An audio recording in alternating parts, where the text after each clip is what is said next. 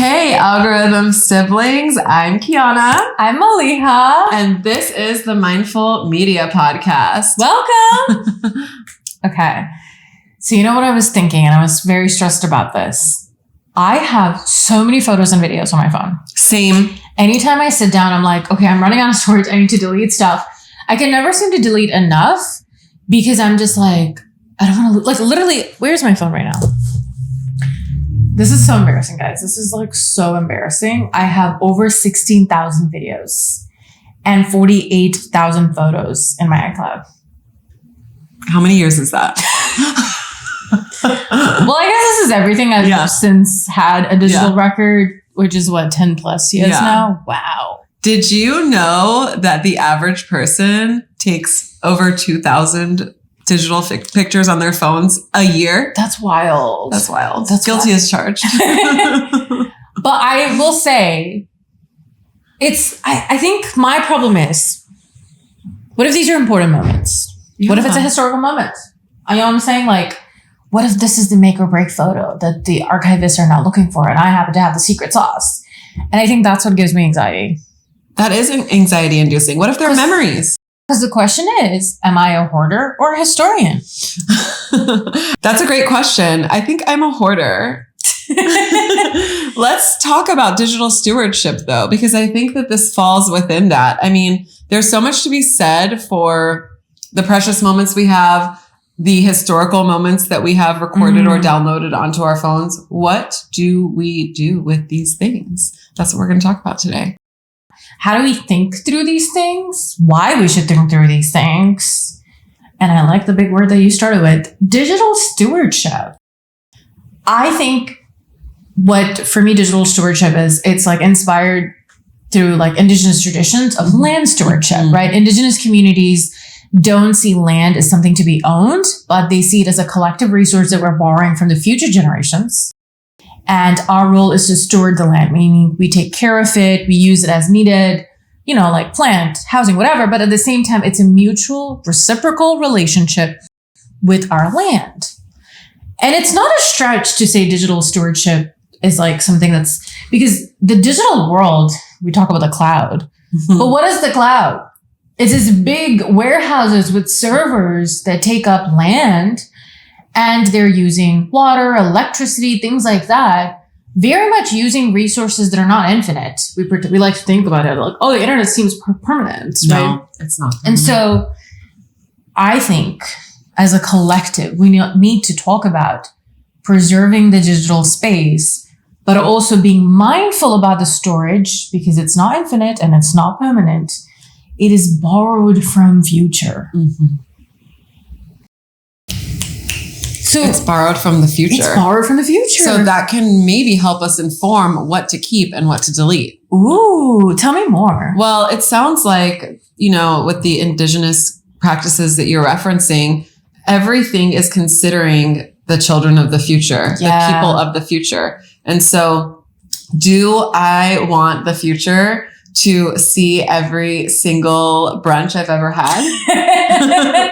I mean, you know, if the fits were fitting. Right. Does it need all of my bathroom selfies? But like all the photos of Luna. I will not be deleting any photos of my cat, but I do also have thousands of videos that I have downloaded from TikTok and Reels throughout important historical events, most recently Palestine. Wow. And I did that just so that we cannot be gaslit in the future about what happened, because with digital media, it's very easy to rewrite things and edit things. So my little act of resistance is to download all of these videos. I don't know what to do with them. I don't know how they will be used in the future, but that is how I am being mindful with my very expensive digital storage. Because it's not free. That's really cool. That does take up a lot of space and money and resources and time that you're putting into digital. But there's two types of data you just told me about. There's the personal data. Your absolutely fabulous brunch fits. But there is collective data, right? If you're downloading historical cultural movements, moments like Palestine, you know, on the ground videos, and that's extremely important for like preserving historical narratives, especially when state and mega corporations are censoring this. And that's two different types of data. And perhaps they require different approaches to caring for them, a different framework for each of them. Which one do we... Because I think like perhaps when it comes to collective data, we need to step up. We need to take agency that just like oral traditions have to be preserved, so does digital data, right? And that's whether it's going to a protest, whether it's like downloading data that Bisan has uploaded today, whether it's, you know, other historical things that even like media that you're watching, even if it's like a cartoon show you're watching, you know, because that's what you've consumed today. And it might not exist because, I don't know, Disney decides to go bankrupt and now that cartoon no longer exists. Or Disney decides to edit the video because it's streaming and you don't actually own it.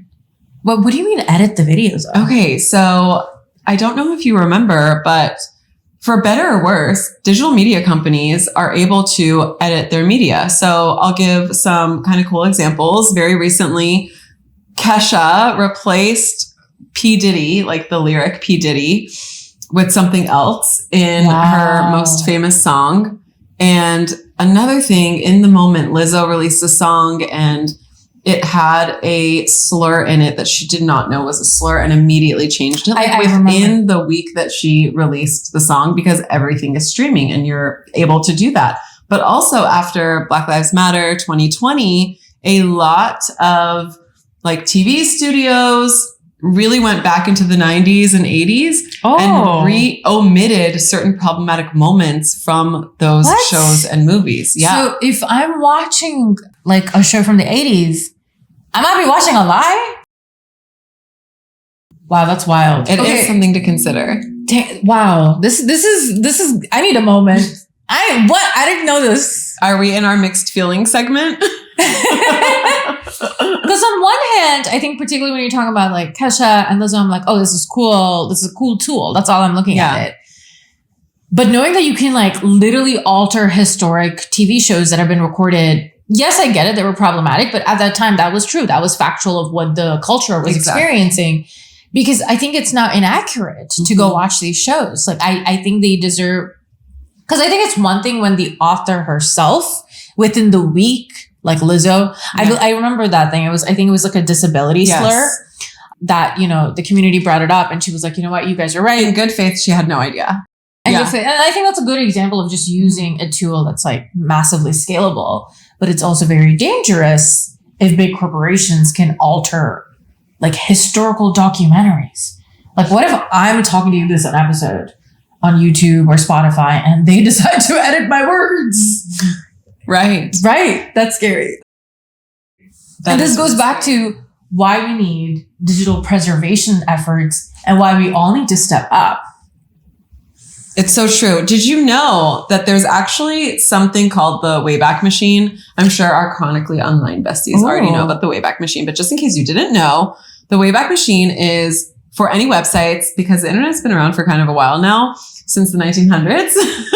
And for any websites back in the 90s that don't exist anymore just because of the nature of the internet changing, you can still look them up on the Wayback Machine, which is created by the Internet Archive, which is literally an internet archive. And I think that something like the Internet Archive is such an essential public good for the purpose of being able to go explore media of the past, especially digital media of the past. That's so cool. I have a kind of embarrassing but funny story of how I use the Internet Archive. Okay. You know, these Black Friday sales don't be hitting. You can get that proof on Internet Archive. The Wayback Machine. You could go to the Wayback Machine and put a different date for Gap and just see like the 6 years ago sale was way more discounted than today's sale. So when people are like, these sales are not hitting, they're not lying. They're not hitting. Internet anymore. Archive got their receipts. And that's why archiving is important. Because ultimately, archiving, in a sense, is honoring our lived experience and our narratives. And so the idea that can be manipulated for good or bad, just neutral manipulated, is just something to consider. Yeah. We want to preserve our narratives. And if we, think about cultures, indigenous cultures and ancient cultures that have passed down to present day, they have preserved their cultures through oral history and just archiving their lived experiences to future generations? I love the mentioning of future generations because I think that's also how we should think about our personal data. Because, you know, God forbid I die. I have so much information on my phone. Either my siblings, my parents, they're going to have to go through so much, right? Like that's work I'm leaving for the future, whoever that is. And so I want to think about my data. I think my photographs think two things. One, perhaps I should have them dated. Perhaps I should have them labeled. So it's easier for whoever it falls onto because it's unfair to put that burden on our future children to sort through the infinite data we've created in the last couple of generations. Two, I think it also is like future self data, right? Should I remember this? Is this worth remembering? Because here's the thing, deleting your photo does not mean you're deleting your memory. You guys will talk about it. Period. You know? Because like I said, we should step up for collective digital memories. I think we could take a step back on our personal archives, right? Because I do feel like personally, I'm guilty. I have a lot of data. To be fair, I justify it because I create content. I'm like, but what if?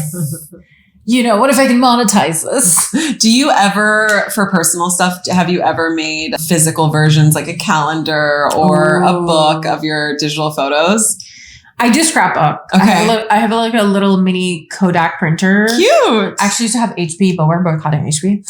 So now I turned over to, because once my HP printer stopped working, I switched over to Kodak and I put them in little books and essentially I'll create an album. Right. And then I write notes. It's like a little scrapbooky, journal-y vibe. And then do you delete the digital version? No. But maybe I should consider that because if it's physically printed, what do I need the digital for? And so I think with digital, it's like, okay, so it's multiple things. One, think of the future generations and the work you're offloading onto them.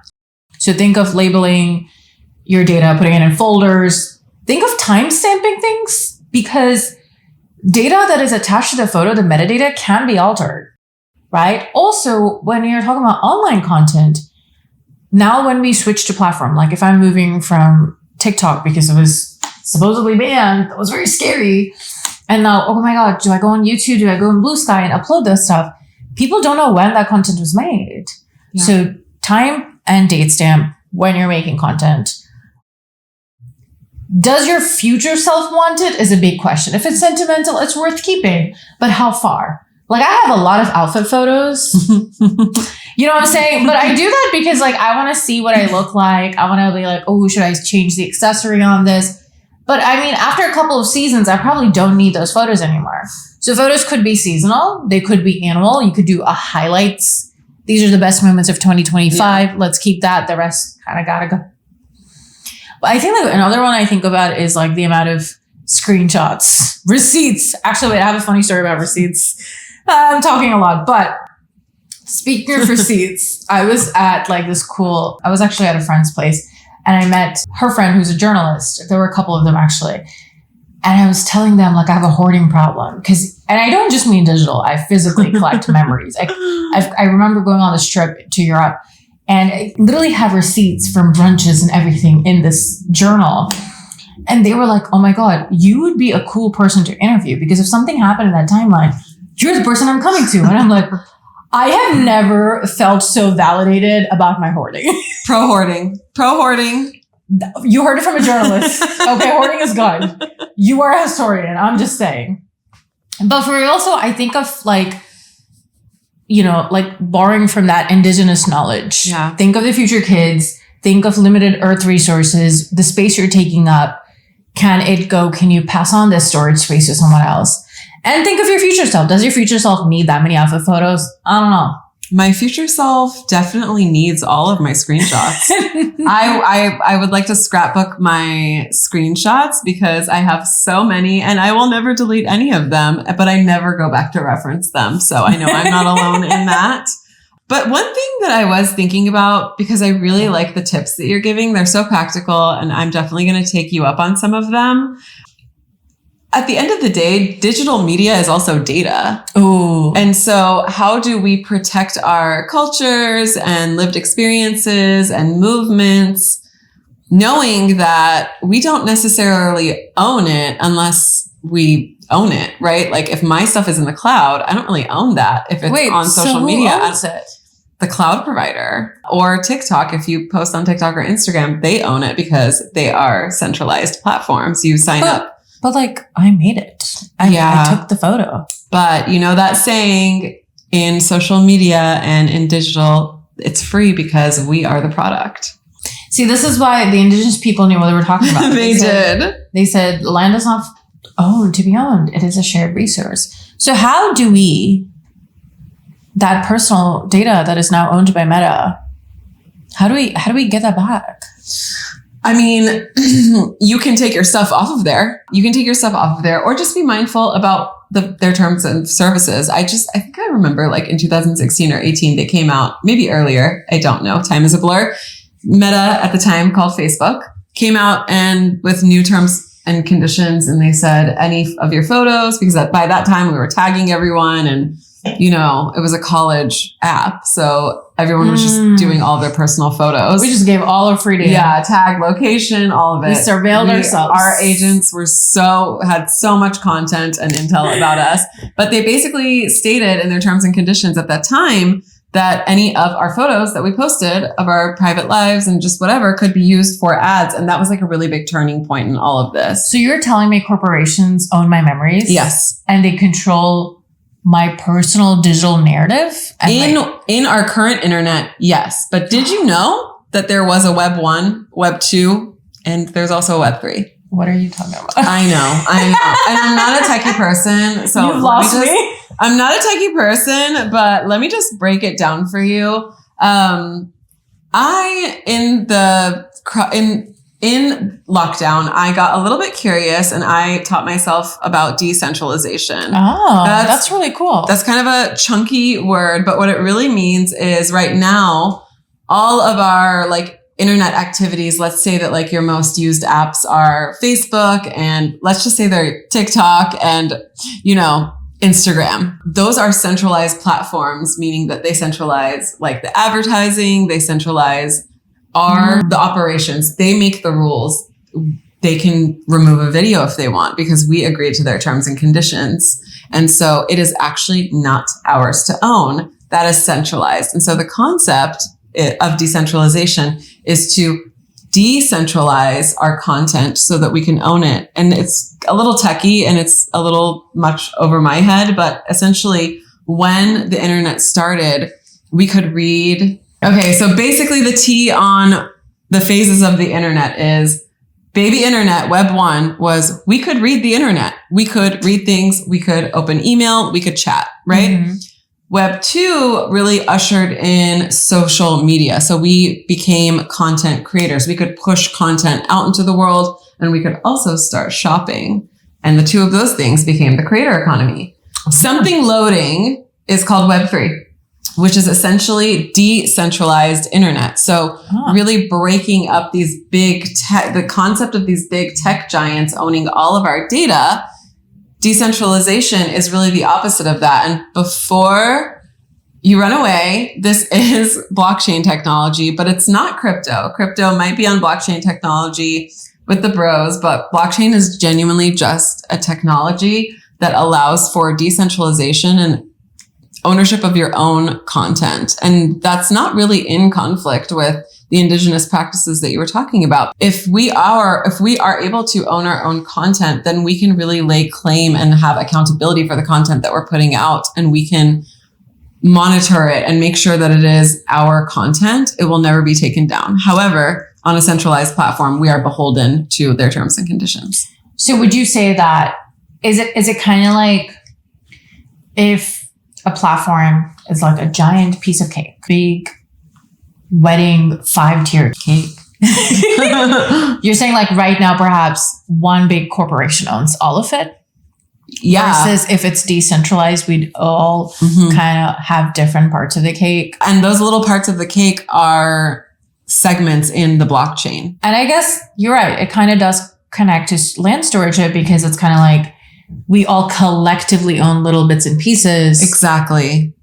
As opposed to individual ownership it's like a shared resource that we can kind of pass around. Because right now we are servants. Our content is servitude to these platforms so that they can sell to advertisers. They can also exploit. Exactly. Because I think what's scary about what you've made me realize, based on what you said earlier about the editing stuff, is that if Instagram has all my digital memories, they want to like use that, weaponize that, edit my story that can make me look like a villain or whatever. Yeah. That's really scary to think about. Yeah. And I think that makes me want to make sure, not saying that I won't stop using Instagram, but like I want to have a copy of my stuff. You can download all of your content. If I have a copy of my stuff, God forbid something happens in the future and there's like misuse of information, I could be like, hey, this is the copy I took on this date and time and this is what it looked like. So I think a lot of it is preservation to protect ourselves. Exactly. Yes. Given the state of affairs. And if the blockchain stuff is overwhelming, I have some really, really great resources that are not crypto bro-y if you're just curious, because in the pursuit of creating a future that we feel like we all will thrive in, one that's inclusive and safe and stewards for the future generations, why not learn about these new technologies? It doesn't mean that I'm a crypto bro. It just means that I have knowledge about what is coming. And if I have knowledge of that and I am like a coder or a creative person, I will be able to adapt to that quickly and then share with my community how to leverage decentralization. That's ultimately why I learned about Web3, so that I could encourage other like women of color, queer people of color to at least just be curious about these new technologies and not completely dismiss them, even though the PR about blockchain is abysmal. It's just good to know what's coming so we can empower ourselves with information. I agree. I feel like technology is here, whether we like it or not. Just like social media is here, whether we like it or not. Scammers are also here regardless of whether we like it or not. And so I feel like, you know, it's one of those things about conversations about social media I find very like limiting, where people are like, just get offline. But it's like, the truth is we have to be here. The truth is we can't just ban the kids of the app, because when they turn 18 they're going to have to know how to navigate the internet. And so it's about mindfully learning, being cautious, right? Like, how do we navigate it? And same thing with future technologies. 100% of these things can be weaponized, but they could also be a tool for good.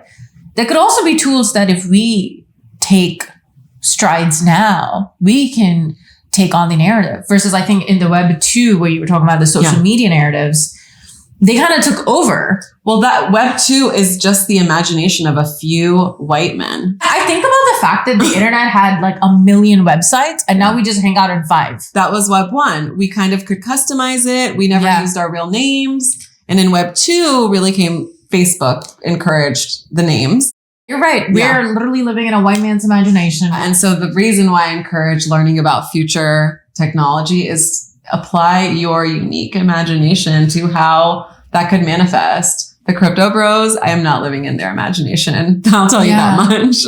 But also, what about surveillance? Like, what if I'm taking all these photos and, of course, we talked about the harm of like editing, but like they know everything and too much about me. They do. What can we do about that? I think that we just have to be aware that that exists. Mm-hmm. And so being mindful about the type of media that is stored on the cloud connected to our names and stuff, I think is really important. And just remember that if it's on the internet, it's on the internet forever. Well, I don't know. With now things being deleted on the internet, people feel like the internet's forever. Kind of not. There are things you can Google from back in the day and you just don't find that information. Which is why the Internet Archive is so important. So important. I also think about like when it comes to surveillance and knowing that sometimes it's okay to forget. Sometimes it's okay not to capture everything. I had this professor, she's a wonderful Black woman, who's also very passionate about like Black history, but also internet use. And she told me, well, she told the class, not just me, but she was like, a lot of revolution is written and a lot of revolution is not. Woo! And I was like, ooh, wow. There's like intentionally forgetting things is also a part of thinking about our digital memories. What is to be intentionally left behind? What is to be intentionally not captured? And I think that's it. That's the point of the podcast, right? Mindful media. It's not just mindfully preserving history, but also being mindful of what is to be forgotten and that's cool. It's for me in this moment. We still have memories, right? I'm not like mentally forgetting it, but perhaps not digitally. Digitally we are. Exactly. And I think it just requires a little bit, like you said, of mindfulness, because we cannot stop our data from being used if we are chronically online, because that is just part of being online. It's part of existing online, and it's something that we have to accept. However, just because something is the way it is does not mean that it has to be that way. So being mindful about media, I also think helps with, let's say there are surveillance or data privacy laws or bills that are coming down the pipeline. And I'll just use the United States since I live here. If you understand a little bit about the surveillance stuff or just data privacy and the way that some of these laws are written, then you will be able to like decipher what the ulterior motive is behind them. So there are laws that, you know, are taking some of our digital rights away. And you have to ask yourself, whose rights are being taken away? Why are their rights being taken away? And is the narrative that they're sharing accurate, or is it kind of covering up something deeper, like silencing communities? Wow. These are big questions to think about. I know. Well, one of my Tumblr friends actually archived her own Tumblr, and she did it manually before, because I think just like TikTok, although Tumblr was also a fake out. Tumblr did come back, but she archived her whole Tumblr in advance of it going off the App Store, and it's still there. And I actually visit it sometimes because of the labor that she took in doing that. That's so cool. Yeah. I think it's also community preservation. It is. And I think this is where a cool thing that we should probably start doing is getting together in collective. And I don't know, maybe like every other season you meet with a community, friends, and kind of go through your personal stuff together collectively, be like, what do we keep? What do we not keep? But also consider, what do you as a group want to preserve? Perhaps you're really into sports and maybe that's something you want to keep a record of, you know? And that would be cool for more people to take up initiatives. And that could be the beginning of Web3. Exactly. Right? We all keep different parts of our collective culture alive. That's really what Web3 is about. It's collective culture. Yeah. It's not centralized culture, even though it feels like collective culture. And I think, again, in those same groups, perhaps realizing what I don't need to preserve, it's okay to let go. But it's also okay to keep all of your cat photos. Thank you for joining us for this episode of Mindful Media. I hope that left you with some good insight on how to approach data and digital stewardship. Let us know how many photos you have on your phone right now and videos in the comments. We would love to know. And you can also find us on Instagram at Mindful Media Movement. Bye. Bye.